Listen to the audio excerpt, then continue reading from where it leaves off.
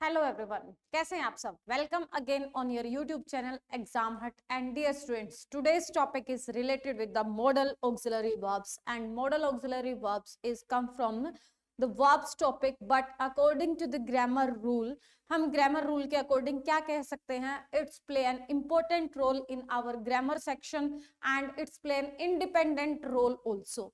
तो ये अपने आप में एक इंडिपेंडेंसी भी रखता है, वर्ब का पार्ट होते हुए भी ये अपने आप में एक अलग सेक्शन क्रिएट कर देता है। किस तरह से वो हम करेंगे आज अपने टॉपिक में। जैसा कि आपको थंबनेल में दिख रहा है, अब आपका टॉपिक होगा क्रिस्टल क्लियर, कोई भी कंफ्यूजन नहीं रहेगी आपको मॉडल ऑक्सिलरी वर्ब से related. Now let's begin the topic and join the classes students. Yes, you can see here auxiliary verbs or helping verbs. First of all, in the grammar section we have two types of verbs. Which one? First one is the lexical verb and second one is the helping verb or you can say the auxiliary verb. हमारे पास दो verbs होती हैं, कौन कौन सी? एक आपके पास होती है main verb and एक होती है आपके पास helping verb. Main verb is known as lexical verb and the helping verb is known as auxiliary verb. ठीक है? You can see here, these verbs are used associated with other verbs to express question, affirmative, negative sentences as well as to express the possibility and willingness. हमने कहा helping verb, इनको हमने क्या कहा है? helping verb. तो अगर ये helping verb है, then इनका काम क्या है कि ये क्या करेंगे? एसोसिएट करेंगे किसके साथ? अदर verbs के साथ। कब, क्यों एसोसिएट करेंगे, क्या करने के लिए? Express question. अगर आपको इंटेरोगेटिव क्वेश्चन बनाना है, इंटेरोगेटिव सेंटेंस को फॉर्म करना है, तो आपको क्या चाहिएगा? आपको हमेशा चाहिएगा हेल्पिंग वर्ब। अगर आपको एफर्मेटिव सेंटेंस, अब हम एफर्मेटिव सेंटेंस में कैसे कहें कि आप जो है विल, शैल, कैन में को एफर्मेटिव सेंटेंस में भी तो यूज करते हैं ना, ठीक है? या फिर प्रेजेंट कॉन्टिन्यूअस टेंस है आपका, प्रेजेंट परफेक्ट टेंस है, पास्ट परफेक्ट टेंस है, तो हैज, हैव, हैड को हम यूज कर रहे हैं, वो हमारे एफर्मेटिव सेंटेंसेस में है। नेगेटिव सेंटेंस में नोट से पहले हमें क्या चाहिए? हेल्पिंग वर्ब चाहिएगी। एज वेल एज इसके अलावा अगर हम मॉडल ऑक्सिलरी वर्ब की बात करें तो वो पॉसिबिलिटी के लिए या विलिंगनेस के लिए भी यूज होती है। तो सिंपली हम कह सकते हैं कि ऑक्सिलरी वर्ब जो है वो एसोसिएट करती हैं बाकी वर्ब्स के साथ सेंटेंस की फॉर्मेशन को क्रिएट करने के लिए। ठीक है, सिंपल लैंग्वेज में ये हुआ। फिर आता है अभी जो मैंने कहा आपको कि वो वर्ब का पार्ट होते हुए भी क्या है, देखिए देखिए इंपॉर्टेंट पॉइंट है, इंडिपेंडेंटली वर्क करता है। Is also used independently when the main verb is not required. जब आपकी मेन वर्ब की रिक्वायरमेंट नहीं होती है तब जो है क्या हो जाता है, वो इंडिपेंडेंटली भी काम करता है। And the auxiliary verb can be divided into 3 parts. हम ये कहें, for example if I right here, if I write here he is a student, then here you can see is जो है वो आपके लिए क्या है? यहाँ पर is MR को हम क्या मानते हैं? हेल्पिंग वर्ब मानते हैं। बट हमने क्या कहा? if he is used as a helping verb it is associate with the other words। लेकिन यहाँ कहीं भी अदर वर्ड हमें नहीं दिख रहा है। तो जब आपके पास अदर वर्ब्स नहीं है तो हम उसे किस में कंसिडर करेंगे? उसे इंडिपेंडेंटली जब वो काम कर रही है। तो the auxiliary verb is also used independently, यहाँ पर ये इंडिपेंडेंटली आ रही है। And when the main verb is not required, यहाँ पर आपको मेन वर्ब की कोई रिक्वायरमेंट नहीं थी, ये इंडिपेंडेंटली काम कर रही है, तो उसे हम क्या कहेंगे? उसे हम ऑक्सिलरी वर्ब ना कहकर उसे हम मेन वर्ब की फॉर्म में ही कंसीडर कर देंगे। समझ में आई बात? सिंपल सी बात कि आपके पास टॉपिक का नाम है मॉडल ऑक्सिलरी वर्ब। ठीक है, ऑक्सिलरी मतलब helping verb, but helping verb mean to say that associate with the other verbs to create the form of the sentence in the affirmative, negative, interrogative. but if it's used in an independent form, it doesn't require main verb and it works as a main verb. तो ये खुद जो है वो main verb की तरह काम करती हैं. क्लियर? चलिए भाई नेक्स्ट पॉइंट को देखेंगे अब हम. देखिए यहां पर ये कह रहे हैं कि हमारे पास जब हम इन्हें करें तो कितने सेक्शन में ये डिवाइड हो गई आपके.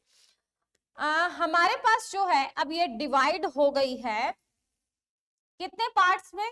3 पार्ट्स में ये डिवाइड हो गई है. ठीक है, हमारे पास 3 पार्ट्स में डिवाइड हो गई है. Which one? First one is the primary auxiliary verb, second one is the modal auxiliary verb that the name of our topic, and third one is the marginal auxiliary verbs. Clear? तो auxiliary verbs के हमारे पास 3 type है, primary, modals and marginal. हो गया भाई? चलो next देखो. अब प्राइमरी जो हमारे पास ऑक्सिलरी वर्ब्स हैं वो कौन कौन से हैं आपके पास? सिंपल लैंग्वेज में समझा दूं मैं आपको. बी की फॉर्म होती है, आपके पास हैव की फॉर्म होंगी, एंड आपके पास क्या होगा? डू की फॉर्म होगी. ये तीनों जो है आपके पास क्या कहलाएंगी? ये तीनों आपकी कहलाएंगी, तीनों फॉर्म्स आपकी जानी जाएंगी किसकी फॉर्मेशन में? ये आपकी प्राइमरी ऑक्सिलरी वर्ब की फॉर्मेशन में जानी जाएंगी. बी की जो फर्स्ट फॉर्म है वो आपकी कहलाती है इज, एम, आर. बी की सेकंड फॉर्म कहलाती है वॉस, वर. एंड बी की third form been and being और खुद बी. ये सारी जो है आपकी क्या है भाई? ये आपके पास बी की फॉर्म कहलाएंगी. देन यहां पर मैं बात करूं हैव की फॉर्म की, तो हैव में क्या आ जाएगा आपके पास? Has, have. Second form is had and third form is had. If the picture quality is not proper, then please write down in the comment box. अगर वॉइस क्वालिटी या पिक्चर क्वालिटी में कोई प्रॉब्लम आती है then you please write down in the comment box. And अगर आपको कोई भी टॉपिक में सजेशन देना है तो मैं बार बार कहती हूँ कि प्लीज गिव योर सजेशंस. अगर आपको लगता है कि वो आपको समझ आ रहा है तो भी पॉजिटिव भी दे सकते हैं, एंड अगर आपको समझ नहीं आ रहा है तो भी आप अपने सजेशंस लिख सकते हैं. कोई आपको लगता है कि यहाँ पर जो है हमें इम्प्रूवमेंट की रिक्वायरमेंट है तो वो भी आप सजेशन देंगे, या किसी टॉपिक के रिगार्डिंग आप चाहते हैं कि ये टॉपिक आपको ऑलरेडी आता है, इसमें ये मॉडिफिकेशन करना चाहिए, या फिर आपके सिलेबस के अकॉर्डिंग आपको इस टॉपिक की रिक्वायरमेंट है, तो वो भी आप प्लीज राइट डाउन कर सकते हैं. एंड प्रीवियस लेक्चर्स जो हैं उनकी डिस्क्रिप्शन लिस्ट में लिंक है. आप जितने भी क्लासेस के टॉपिक हैं उनको आप इजीली देख सकते हैं, एंड देखने के बाद जो है आप जस्टिफाई कर सकते हैं कि वहां पर जो है आप चाहे स्कूलिंग स्टूडेंट है या फिर चाहे आप कॉम्पिटिटिव फील्ड के स्टूडेंट हैं, हर स्टूडेंट के लिए यहाँ पर आपको प्लेटफॉर्म मिलेगा. चाहे आप एनडीए की प्रिपरेशन कर रहे हैं, चाहे आप एसएससी की प्रिपरेशन कर रहे हैं, यहाँ पर आपके लिए हर टॉपिक अवेलेबल होगा. चलिए नेक्स्ट है हमारे पास डू की फॉर्मेशन. डू की जो फॉर्मेशन होगी वो क्या होगी आपके पास? First one is the do does, second one is the did. Done को हम मेन वर्ब में कंसीडर करते हैं. देखिए डू डस डिड है आपके पास, यहाँ पर आपके पास हैज, हैव, हैड है. हैविंग को रख दिया हमने, आईएनजी की फॉर्म जो है वो आपकी हो जाएगी. ठीक है, तो यहाँ पर जो है हमने क्या, to be plus be is am are हो गया, वोज वर हो गया, बीन हो गया, बीइंग हो गया. ठीक है, ये सारी हमने प्राइमरी ऑक्सिलरी वर्ब मतलब बी की फॉर्म, हैव की फॉर्म एंड डू की फॉर्म. डू की फॉर्म में आपको डन नहीं करना है क्योंकि हैज, हैव, डन.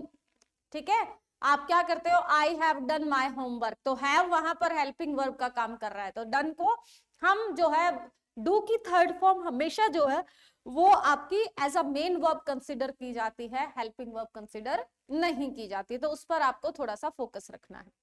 यहाँ पर इनको प्राइमरी ऑक्सिलरी वर्ब क्यों बोला जाता है, ये पॉइंट आपको यहाँ पर थोड़ा सा ध्यान रखना होगा कि आपको यहाँ पर ये पॉइंट ध्यान रखते हुए ये सोचना है कि यहाँ पर प्राइमरी बोलने का मोटिव है कि प्राइमरी जैसे आपका बेसिक एजुकेशन है, इसी तरह से दिस वन ये हमारे टेंसेस में हमें कॉन्टिन्यूअस फॉर्म क्रिएट करवाती है, प्रेजेंट कॉन्टिन्यूअस में, पास्ट कॉन्टिन्यूअस में एंड परफेक्ट कॉन्टिन्यूअस में इसे हम यूज करते हैं।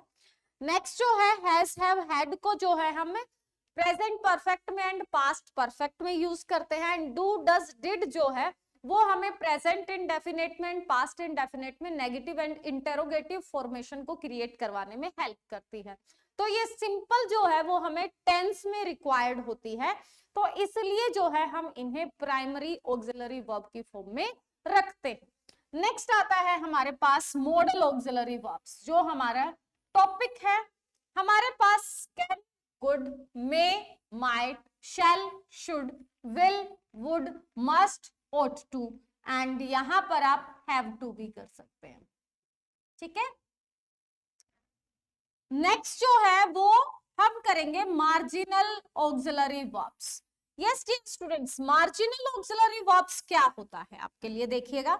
मार्जिनल ऑक्सिलरी वर्ब्स जो हैं वो अपने आप में जो है वो हमारे लिए एक इंपॉर्टेंट पॉइंट है। कैसे? वो हमारे लिए इंपॉर्टेंट पॉइंट कैसे है, क्योंकि जब हम उसे करते हैं तो वो पार्ट आप छोटी क्लासेस में देखते हैं कि वो किसका पार्ट है, आपका मॉडल ऑक्सिलरी वर्ब का ही पार्ट है। किसका पार्ट है? मॉडल ऑक्सिलरी वर्ब्स का ही पार्ट है, ठीक है। लेकिन जिस तरह से हमारी नोटबुक में मार्जिन होता है ना, देखो ये पेज है आपका, इसको मार्जिन देकर अलग कर दिया। अब यहाँ पर तो हम क्या लिखते हैं, आंसर्स लिखते हैं, और यहाँ क्या लिखेंगे, क्वेश्चन नंबर, नंबरिंग डाल देंगे, और यहाँ पर जो है हम सेंटेंसेस लिखते हैं, ऐसा ही होता है ना। तो ये पेज का पार्ट होते हुए भी हम इस पर यहां से स्टार्ट नहीं कर सकते, ठीक है। सेम हमारे पास कि ये आपके पास मॉडल ऑक्सिलरी वर्ब्स होते हुए भी आपकी इस तरह से ये काम नहीं करती हैं। क्यों नहीं करती हैं? देखिए, क्योंकि मॉडल ऑक्सिलरी वर्ब्स की अपने रूल्स हैं। अब मैं कहूं ही कैन डू दिस, आप ऐसा बोल सकते हैं, ठीक है। आप लिखें आई कांट डू दिस, फिर आपने बोला कैन आई डू दिस,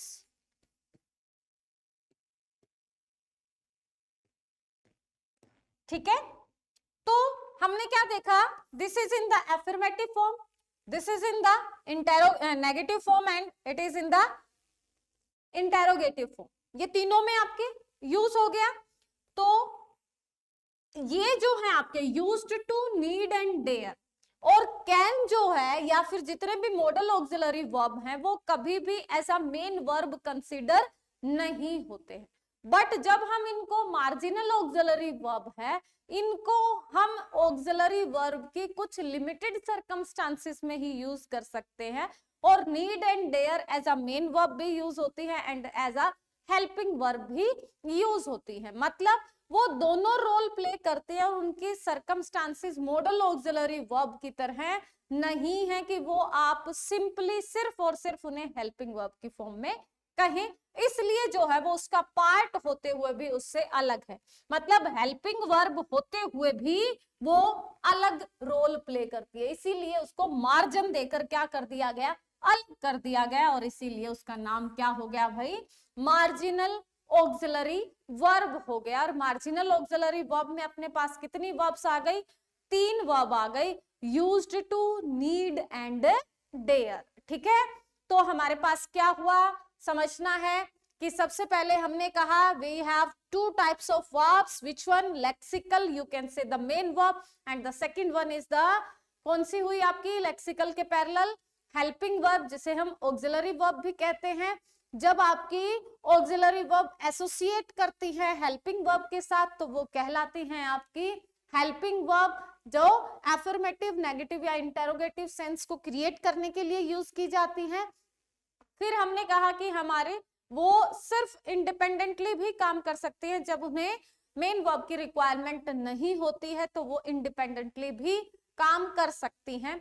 और as an auxiliary verb there are three types of auxiliary verb. First one is the primary auxiliary verbs, second one is the modal auxiliary verb, and third one is the marginal auxiliary verbs. In the primary auxiliary verbs we have three types: be की form, do की form and have की form. be की form में is, am, are, was, were, been, being, be.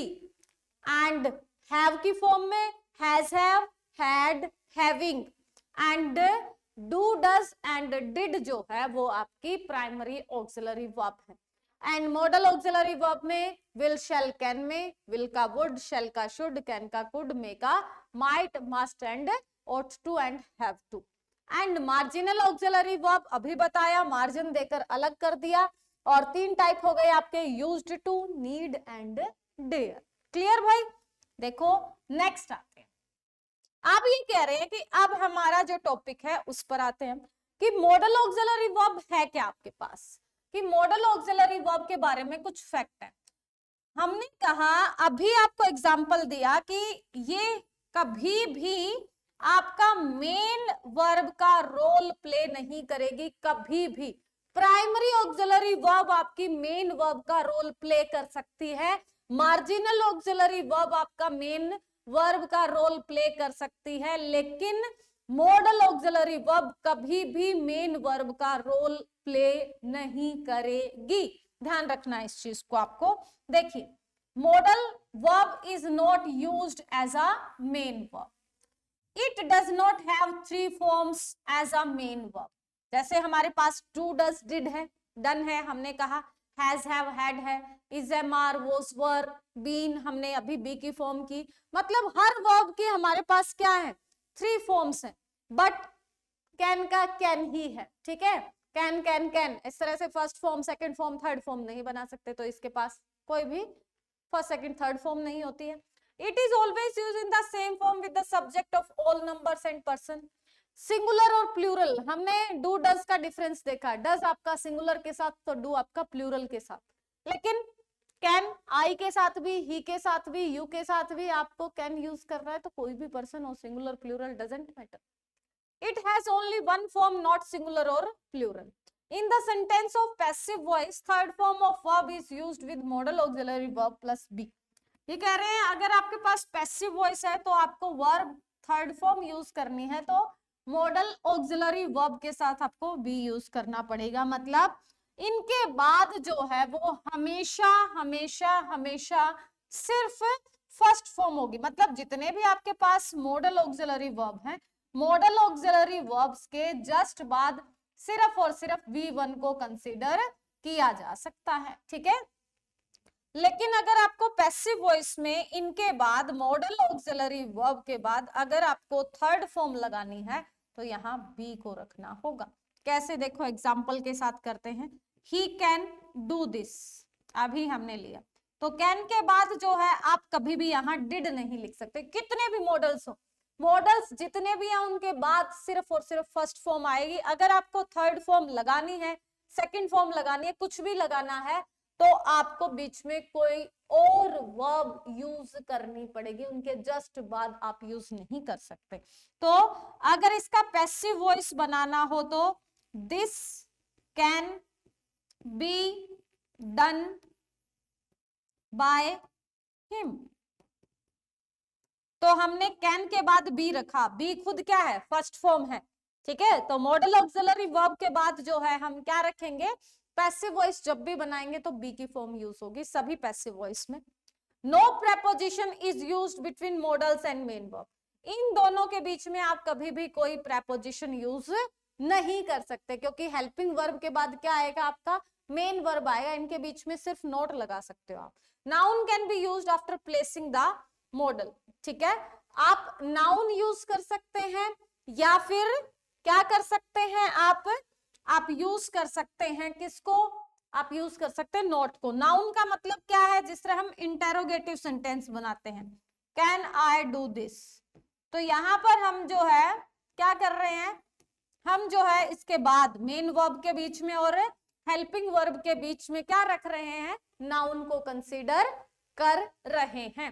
तो क्या चीजें सीखी हमने कि मॉडल ऑक्सिलरी वर्ब की कोई फॉर्म नहीं होती, ये हमेशा हेल्पिंग वर्ब ही रहती हैं, इनके बाद हमेशा फर्स्ट फॉर्म ही आती है और इनके बीच में कोई प्रेपोजिशन नहीं आ सकती। ये 4 पॉइंट आपको याद रखना। चलिए एक बेसिक पॉइंट और, कि जब हम मॉडल्स करते हैं तो मॉडल्स को इंग्लिश ग्रामर में इंडिपेंडेंसी क्यों दी गई है? इसका इंडिपेंडेंसी देने का मतलब क्या? मॉडल एक्सप्रेसेस अ स्टेट और मूड। क्या एक्सप्रेस करते हैं भाई ये? मॉडल्स का मतलब क्या है? To express mood. किस चीज को एक्सप्रेस करेंगे? ये मूड को एक्सप्रेस करेंगे। They are used to express advice, ordered state of mind of a speaker. Mean to say वो आपको एडवाइस दे रहे हैं, ऑर्डर दे सकते हैं, स्टेट ऑफ माइंड बता रहे हैं स्पीकर की, ठीक है। मीन टू से वो आपके मूड या स्पीकर के मूड को डिफाइन करेंगे, that's why they known as modals. Modals में हम क्या करें? कैन, कुड, मे, माइट, अभी हमने पढ़ा। The biggest difference between the modal and the auxiliary verbs is that they are always followed by the bare infinitive, that is the first form of verb is directly used। अभी कहा हमने कि auxiliary verb में हम क्या कहें, हमारे पास primary, modals and marginal auxiliary verb आए। तो basic difference between modals and the other auxiliary verbs, we can use any form of verb after auxiliary verbs, but we have to use only V1 after modal auxiliary verbs। मतलब आप is am are के बाद ing use कर रहे हैं, has have के बाद third form use कर रहे हैं, ठीक है, has have के बाद been भी यूज कर रहे हैं आप, मतलब आप कोई भी फॉर्म वहां पर यूज कर सकते हैं, whatever you want, whatever the tense required, but according to the modal auxiliary verb you have to use only V1 after the modal auxiliary verb। वहां पर आपको सिर्फ और सिर्फ bare infinitive mean to से V1 को ही यूज करना होगा, ठीक है। in other words, first not used after modals and before verbs except ought to। ये क्या कह रहे हैं कि दूसरे शब्दों में हम क्या कहें कि आप जो है टू इज नॉट यूज्ड, कि उनके बाद हम टू यूज नहीं कर सकते मॉडल के बाद, सिर्फ और सिर्फ आप जिस तरह हम कहें आई हैव टू गो, मुझे जाना होगा, ठीक है, तो हैव के बाद आपने क्या यूज कर दिया? टू गो यूज कर दिया। बट ये कह रहे हैं कि मॉडल्स के बाद जो है आप सिर्फ ओट के बाद टू लगा सकते हो, हैव टू होता है आपका एंड हैड टू होता है, ठीक है, ये होते हैं आपके पास। तो इनके बाद ये साथ में ही टू, यूज्ड टू मार्जिनल में आ गया, तो इनके साथ आप टू यूज कर सकते हो, अदरवाइज आप टू यूज नहीं कर सकते, ठीक है। तो ये हमारे पास कुछ बेसिक इंफॉर्मेशन थी आपकी। You can see here we must go now, तो मस्ट के बाद हमें फर्स्ट फॉर्म ही, अगर आप मस्ट के बाद टू लगाते तो क्या हो जाएगा? ये रॉन्ग हो जाएगा भाई। He will to come, ठीक है, रॉन्ग है ये। He is to go, ये राइट हो जाएगा आपका। Auxiliary verb is also used as main verb, preposition to is used after auxiliary verbs। ये कह रहे हैं कि ये मेन वर्ब की तरह काम कर जाएंगी ऑक्सिलरी वर्ब आपकी जब उनके बाद टू प्लस V1 आ जाएगा, लेकिन मॉडल ऑक्सिलरी वर्ब के बाद आप टू यूज नहीं कर सकते। वो सिर्फ और सिर्फ कब काम करेंगे आपकी? वो आपकी तभी काम करेंगी जब ought to है, have to है या used to। इसको राइट करने का मतलब क्या है? ये will जो है ना, ये will तो मॉडल है, और ये जो है आपका ये वाला will जो है ये आपका फ्यूचर टेंस है, ठीक है, मतलब विल शैल आप फ्यूचर टेंस में यूज करते हैं ना, तो ये वाला फ्यूचर टेंस की सेंस में यूज हुआ है। तो डियर स्टूडेंट, ये बेसिक इंफॉर्मेशन थी हमारे पास मॉडल ऑक्सिलरी वर्ब को लेकर। नेक्स्ट जो क्लास होगी उसमें you can see here we start the modal auxiliary verb. So hope so कि आपको डिफरेंस समझ में आया होगा। अपने रट्टाफिकेशन क्रैमिंग मैं कभी नहीं करवाती हूँ अपनी क्लासेस में। बेसिक नॉलेज बहुत ज्यादा जरूरी है, इसलिए आपको पता होना चाहिए what's the difference between the primary, marginal and modal auxiliary verb, why we use its independent and why it comes from the verbs topic and basic knowledge क्या है, इसके बाद हम कौन सी verb यूज कर सकते हैं, बहुत नेसेसरी है। इसलिए अपनी नॉलेज को सिर्फ क्रैम तक लिमिट ना रखें और सिर्फ बुक नॉलेज तक लिमिटेड ना रहें। कुछ एक्स्ट्रा सीखना है तो आप मुकेश सांगवान की वीडियोस देखते रहें, आपको यहाँ जरूर मिलेगा कुछ extra. Thanks a lot dear students, कल मिलते हैं इसी टॉपिक को कंटिन्यू करते हुए। और अगर आपका कोई सजेशन है तो देना मत भूलिएगा। वीडियो को like and share and subscribe करना भी मत भूलना। Thanks a lot dear students.